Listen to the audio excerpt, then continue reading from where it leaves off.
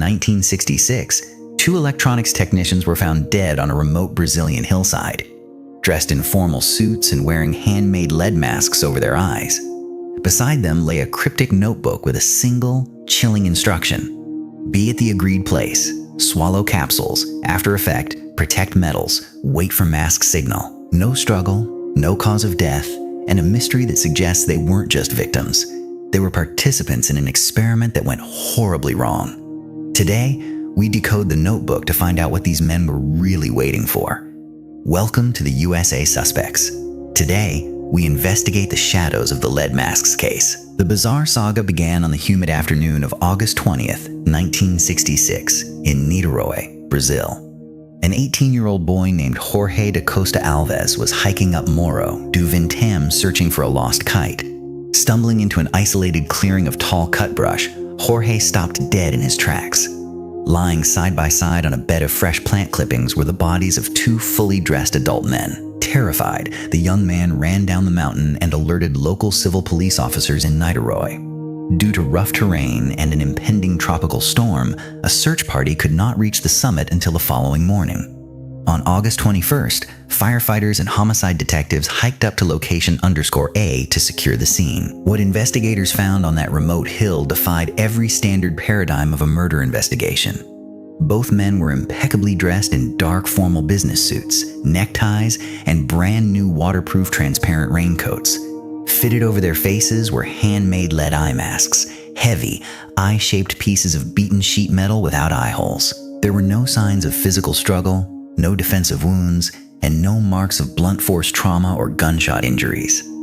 The bodies lay peacefully, as if the men had simply laid down on their backs and waited for death to arrive.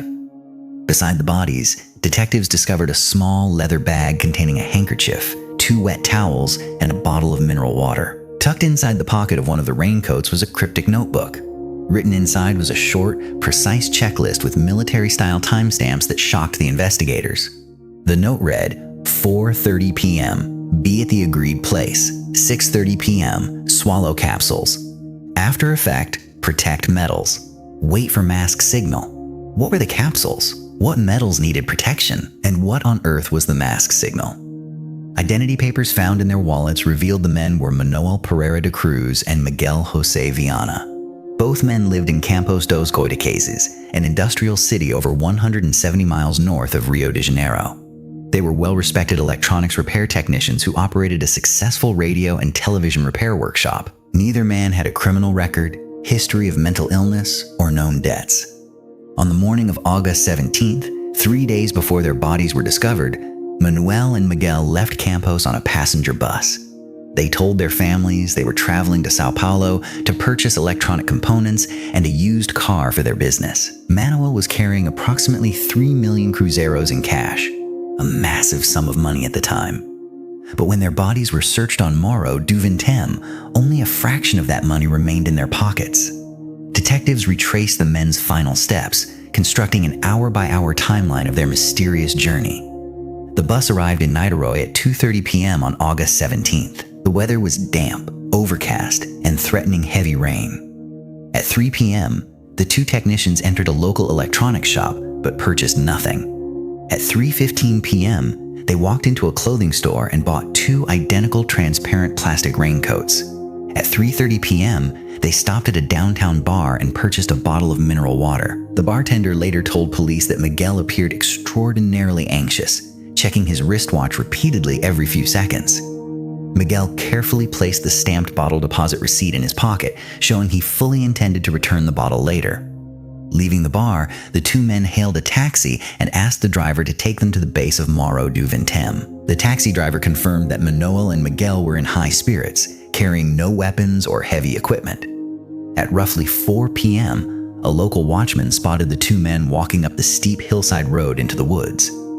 That sighting by the watchman was the last time Manoel Pereira de Cruz and Miguel José Viana were ever seen alive. The bodies were transported to the Niterói medical examiner's office for immediate post-mortem examination. But the autopsy was plagued by inexplicable delays, bureaucratic confusion, and forensic blunders. By the time the coroner examined the internal organs, severe decomposition had destroyed critical soft tissue evidence. toxicologists tested for common organic poisons, but found 0 traces of arsenic, cyanide, or strychnine. However, proper toxicological screening for exotic alkaloids, synthetic hallucinogens, or rare radiotoxic substances was never performed. Furthermore, despite rumors of radiation burns, a Geiger counter sweep of the bodies and masks revealed no radioactivity. The coroner was forced to sign the death certificates with the cause of death listed as unknown. How could 2 healthy young men drop dead simultaneously on a hill without a mark on their bodies? Police turned their attention to the men's background in Campos dos Goita cases, searching for answers. When detectives searched their workshop, they uncovered shocking physical evidence. Beneath a workbench, detectives found scrap sheets of lead and cutting shears matching the exact cut marks of the lead masks. This proved conclusively that Manoel and Miguel had fabricated the lead eye masks themselves prior to the trip. Detectives also discovered extensive literature on scientific spiritism, esoteric mysticism, and extraterrestrial contact. Manoel and Miguel were active members of a secretive group of amateur scientists experimenting with psychic phenomena and radio waves. They believed that human consciousness could interface directly with otherworldly entities through electromagnetic frequencies. Friends revealed that the men had conducted a similar experiment 4 years earlier on a beach in Atafona. During that 1962 experiment, a massive explosion rocked the beach, investigated by the Brazilian military. Another technician in their circle, Hermes de Paula, was found dead in near-identical circumstances on a hill in 1962. Hermes had also climbed a hill with a handmade lead mask and died without physical trauma or an identifiable cause. This revelation confirmed that Morro do Vintém was not an isolated tragedy, but part of a systematic esoteric ritual. Let us deconstruct the cryptic notebook instructions to understand what happened on that hill at 6:30 p.m. First, 16:30 a star, no local determinado, 4:30 p.m., be at the agreed location. The men arrived exactly on time, laid down the waterproof raincoats, and waited for the appointed hour. Second, 18:30 Ingerir Capsules, 6:30 p.m., ingest capsules. At 6:30 p.m., as darkness fell over the hill, both men swallowed the capsules using the mineral water they had purchased. Third, a pause o efeito proteger metes. After the effect, protect metals. Why did they need to protect metals? In esoteric spiritist literature, metals were believed to attract dangerous electromagnetic radiation. They believed that during psychic or extraterrestrial contact, intense radiation could ignite or disrupt metallic objects. Fourth, aguardar sinal mascara. Wait for mask signal. The lead masks were designed to shield their retinas from intense, blinding light emitted during psychic or craft manifestation. But did anything actually appear in the sky over Morro do Vintém that fateful evening? Multiple credible witnesses reported a breathtaking aerial phenomenon over the hill on that exact night. Prominent local resident Mrs. Gracinda Barbosa Coutinho de Souza was driving with her 3 children near the base of the hill. Around 7 p.m., Gracinda saw a luminous, oval-shaped orange object hovering directly over the summit. The object emitted a halo of pulsing yellow and blue beams, bathing the exact clearing where the men lay in brilliant light. Gracinda described the craft as hovering motionlessly for several minutes before shooting upward into the storm clouds at impossible speed. Several other residents in the Fonseca neighborhood reported seeing the exact same luminous oval hovering over the hill that night. Did Manoel and Miguel successfully summon a phenomenon that proved lethal to human biology? Criminologists and skeptics, however, propose a far more sinister and grounded hypothesis: premeditated murder. Theory number 1, the spiritualist con artist robbery. Manoel and Miguel were gullible enthusiasts manipulated by a fraudulent spiritualist or contact guru. The mastermind convinced them that ingesting purification capsules while wearing lead masks would open their third eye. In reality, the capsules were laced with lethal doses of cyanide or synthetic neurotoxins designed to induce cardiac arrest. Once the men collapsed into paralysis and died, the killer walked up the hill, stole the 3 million cruzeros, and fled. This explains the missing money, the precise instructions, and the total lack of struggle at the scene. Theory number 2, a lethal psychedelic miscalculation. In the 1960s, esoteric spiritist circles in Brazil frequently experimented with potent plant-derived psychoactive alkaloids like ayahuasca and belladonna.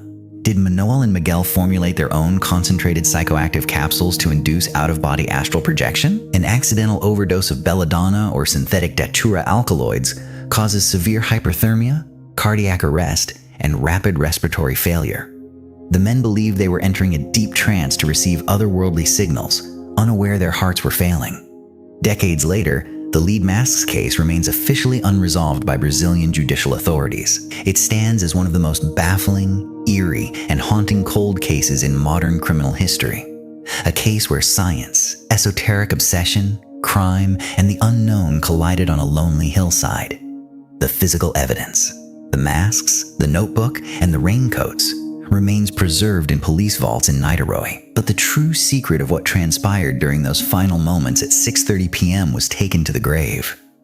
We honor the memory of Manoel Pereira de Cruz and Miguel José Viana, whose pursuit of the unknown ended in tragedy. Their story remains a chilling testament to the dangerous allure of shadows that lie beyond human understanding.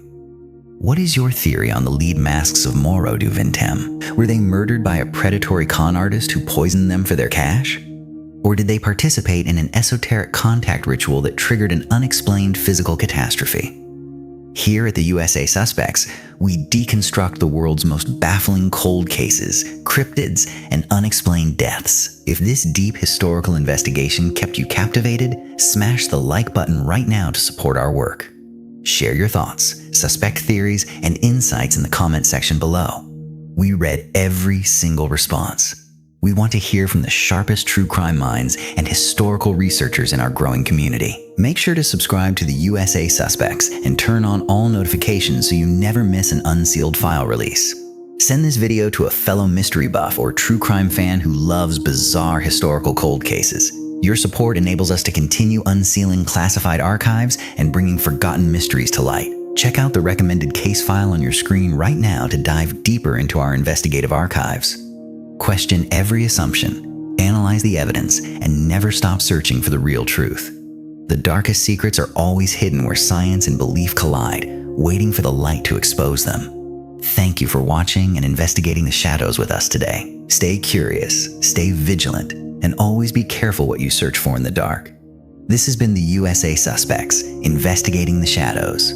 Case file: the lead masks of Moro do Vintém. Unsolved. Join us in our next case as we unseal another classified global crime archive. Until then, keep looking into the dark, and we will see you in the shadows. The USA Suspects, investigating the shadows. Case file closed.